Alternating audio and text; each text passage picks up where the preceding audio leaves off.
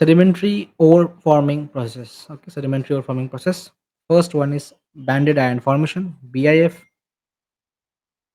that is from Precambrian iron ore deposits of India. Precambrian iron ore deposits of India. So, introduction to banded iron formation, BIFs. So, banded iron formations are sedimentary rocks characterized by alternating layers of iron-rich minerals, typically hematite or magnetite, and silica, chert, or quartz. Okay. So again, the same diagram: iron-rich hematite, iron-poor jaspers will be there. Okay, jaspers are silicates. Then we have alternating oxidizing layers. So age ranges: BIFs are predominantly found in rocks older than 2.5 billion years and are commonly associated with the Archean and Proterozoic eons. Okay, BIFs, we have this. So it's found in Singbum. Okay, so compositions, mineralogy and structure. Mineral compositions are iron minerals, hematite and magnetite. We get the most common iron bearing ores. Then we have silica minerals, the chert. There is a cryptocrystalline quartz. Cryptocrystalline means very fine grained quartz. Okay, so you cannot observe those quartz grains in microscope also. That are cryptocrystalline. And chert or quartz can be there. That is banded with iron ores and then quartz. Iron ore, then quartz. Banded like this. So, layering: the typical structure consists of alternating bands of iron oxides and silica rich materials. The thickness of these bands can vary from millimeters to centimeters. So, thickness can vary from millimeters to centimeters. Okay. So, what have we learned? We have learned that mostly the iron bearing minerals are hematite and magnetite. We have those in BIFs, that is banded iron formation. The name suggests that it will be banded. Banded by what? Banded by iron bearing minerals and then cryptocrystalline quartz, that is chert, or it can be normal quartz also. And the banding will be from millimeters to centimeters. The color can range from red due to hematite. Hematites are always red in color, hematites, and dark color or black due to magnetite. So if it is magnetite, it is dark color. If it's hematite, it will be reddish color or brownish reddish color. Okay. So mode of occurrence: form is stratiform, bedded, lenticular bodies interbedded with shales and phyllites. Okay, it can be stratiform. It can be supracursor sequence of greenstone belts. Okay, greenstone belts can be there. Then thickness ranges from few meters to 100 plus meters. Structure can be folded, faulted, and often deformed under low grade metamorphism. Alterations will be hematization of primary magnetite, quartz magnetite, BIFs, enrichment to high grade ore via leaching of silica. Magnetite mostly get converted to hematite due to the process called hematization. We'll not talk about that in detail, but it is just a process of conversion from magnetite to hematite. So this is magnetite, this is hematite. Magnetite has higher potential for generating iron. Hematite has lower potential to generate iron.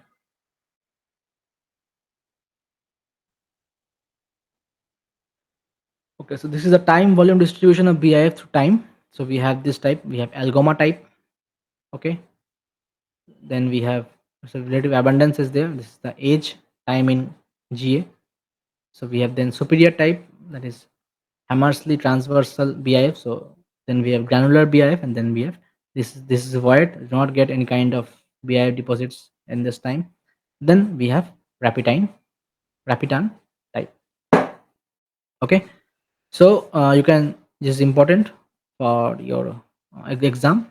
Okay, exam point of view, this is very important. You can practice this and draw this diagram. Then formation or processes or genesis. So greater than 3.5 billion years ago, no BIF. So anoxic, low oxygen atmosphere, as there was no oxygen producing organisms. So BIF was not deposited during this time, as Fe2 plus couldn't be oxidized to Fe3 plus and get precipitated.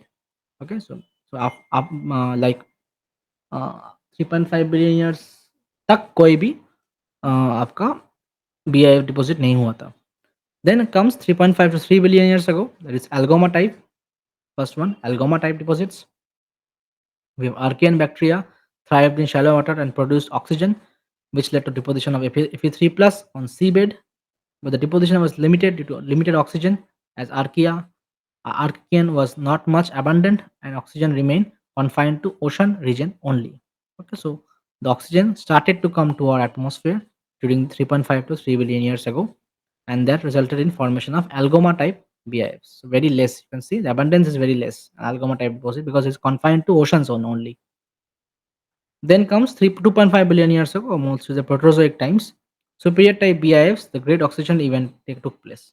Great oxygenation event took place where there was abundant oxygen in the atmosphere. Okay, at that time, a significant increase in atmospheric oxygen, a shallow continental shelf increased due to breaking up of plates, so rapid abundance of archaea, which led to oxidation of dissolved irons Fe2 plus in ocean and thick deposits of iron oxides Fe3 plus took place during the superior type BIF in 2.5 billion years ago. So you can see huge abundance superior type or Hammersley transversal BIF, Transvaal BIF.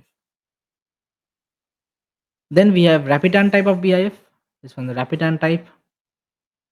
During snowball Earth, global ice cover oceans, separating them from atmosphere, creating reducing condition and allowing dissolved iron to accumulate. When the ice melted, reintroduced oxygen led to the oxidation and precipitation of iron, forming Rapitan type banded iron formations. These BIFs record this transition from anoxic to oxic oceanic conditions. So here we can see we need oxic condition for the precipitation of hematite or Fe3 plus ions. Okay, Fe2 plus ions cannot produce any kind of BIF, but Fe3 plus ions can produce, and we need a oxidizing condition. Okay, so in uranium we need a reducing condition for the deposit, and in for iron deposits in BIFs we need a oxidizing condition for the iron deposits. Okay, so you can see very low. So mostly we have the superior type. The name suggests superior type will be the highest abundance of iron deposits. Okay, being BIFs. So this was how iron deposits or BIFs formed relative to different time zones. Now we'll talk about geological setting and the depositional environment. So we have marine basins. So BIFs are typically found in ancient marine sedimentary sequences, often associated with shallow, tectonically stable environments. So marine sedimentary sequences are important, often associated with shallow marine. It will be tectonically stable environments where there is not much tectonic activity is going on. So basins are the important areas where BIFs can get deposited. So BIFs are mostly metamorphosed or metasedimentary sequences. Okay, so sedimentary deposits and then get metamorphosed. Low grade metamorphism will take place. So condition in which BIFs originates, deposition must contain water rich in iron. So water rich in iron will be there. Anoxic condition in water so that Fe2 plus does not oxidize to Fe3 plus, else iron won't be available for transport. Okay, so in water there should be an anoxic condition. So water must not be euxenic, rich in H2S. We'll talk about euxenic later on. So since this would cause ferrous iron to precipitate out as pyrite, we do not need this. Okay, sulfide we do not need because or else it will precipitate as pyrites. So there must be an oxidation mechanism active when the depositional basin that converts Fe2 plus to Fe3 plus, that will be ferrous to ferric, ferrous Fe2 plus to ferric Fe3 plus, that will result in formation of iron deposits. So very simple. Okay, uranium needs what, reducing environment, and hematite and this BIFs need a oxidizing environment to deposit. But the water content, but the water that is getting transported along with, which is carrying the iron with it, needs a oxidizing environment. Okay, so very simple. It's just like a story how this will form. So economic and scientific significance. So economic importance, iron ore, BIFs are significant source of iron ore. Historically, they have been crucial in the development of iron and steel industries. Okay, right? Then scientific importance. So paleo-environmental indicators, BIFs provide valuable information about the early Earth's atmosphere and ocean chemistry. Then they offer insights into evolution of biogeochemical cycles, particularly regarding the rise of oxygen and its impact on the biosphere. Now, why banded iron formations BIFs are restricted to Precambrian time? This is very important. So, time restriction. So, BIFs are mostly found in rocks older than 1.8 billion years, that is Precambrian era. They were primarily deposited between 3.8 to 1.8 billion years ago, okay, peaking around 2.52 GA, that is superior BIFs that happened during the Great Oxidation event. Okay, and the key reasons are, so low oxygen levels, early Earth's atmosphere and oceans were largely anoxic. Anoxic means no oxygen, lacking oxygen, allowing large amount of dissolved Fe2 plus ferrous ion to accumulate in the seawater. Okay, so in a low oxygen environment we'll get Fe2 plus ions. Okay, Fe2 plus ions are what? These are ferrous ions, Fe2 plus ions, to accumulate in the seawater. Then rise of photosynthetic organisms took place during the Proterozoic era, slowly, and cyanobacteria began to produce oxygen via photosynthesis. Okay, so as free oxygen increased, it reacted with Fe2 plus to form insoluble Fe3 plus ferric iron, which precipitated out as iron oxides, forming BIF layers, banded iron formations. Once oceanic iron was largely depleted and atmospheric oxygen stabilized, BI formation declined sharply after the Precambrian era.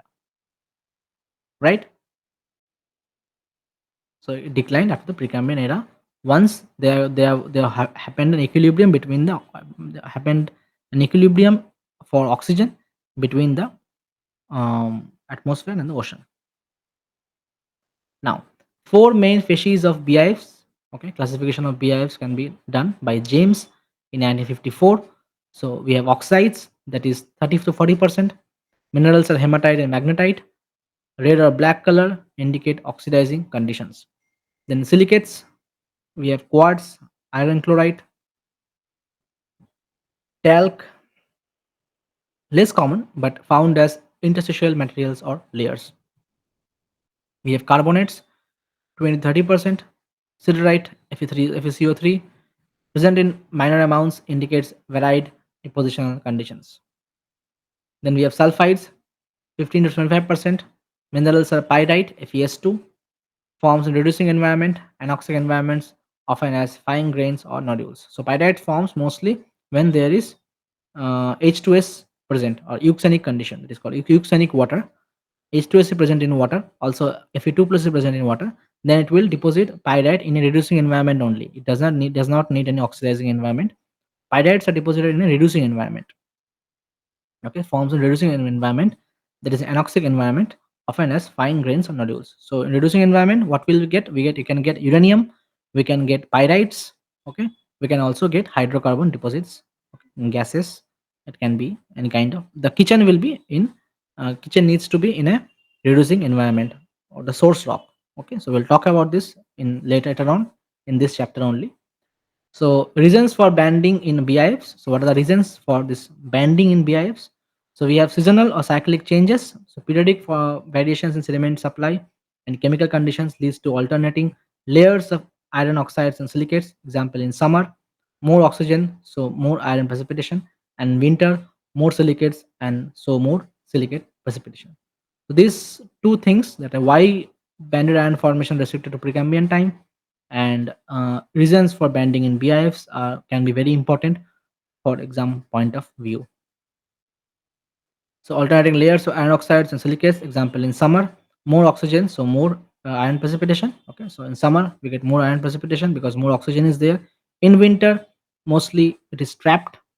Okay, so more silicates will be there, so more silicate precipitation will be there. So that is why we get bandings of iron and silicates, like quartz or cryptocrystalline quartz. Cryptocrystalline quartz are called cherts. Okay. Now, ocean chemistry fluctuation. So shifts in dissolved iron and other elements cause distinct mineral layers. Okay, so we have distinct mineral layers. We have redox variations, alternating oxidizing and reducing condition results in different iron minerals to form bandings.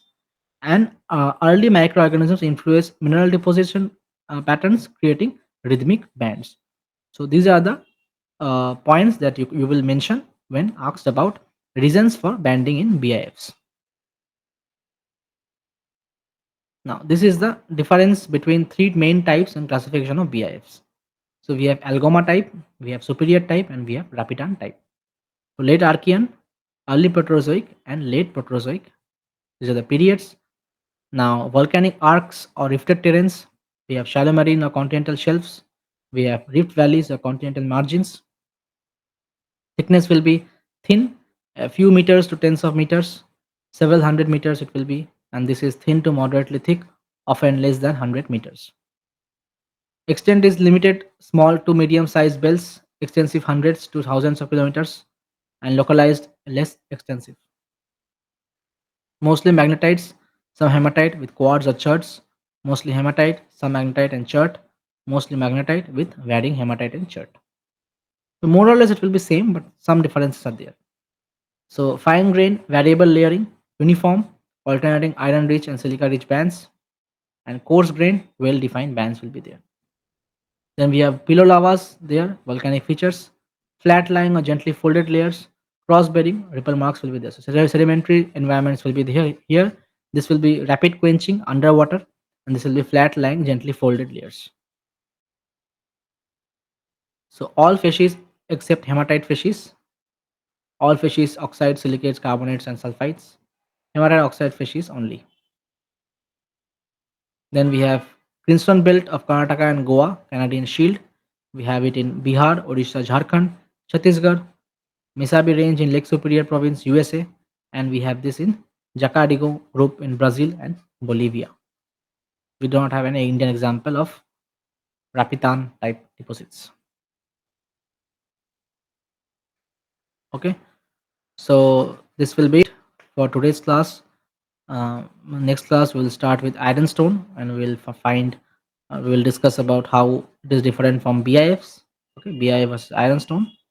Okay, so if you have any doubt, please let me know. You can share it in the Telegram group.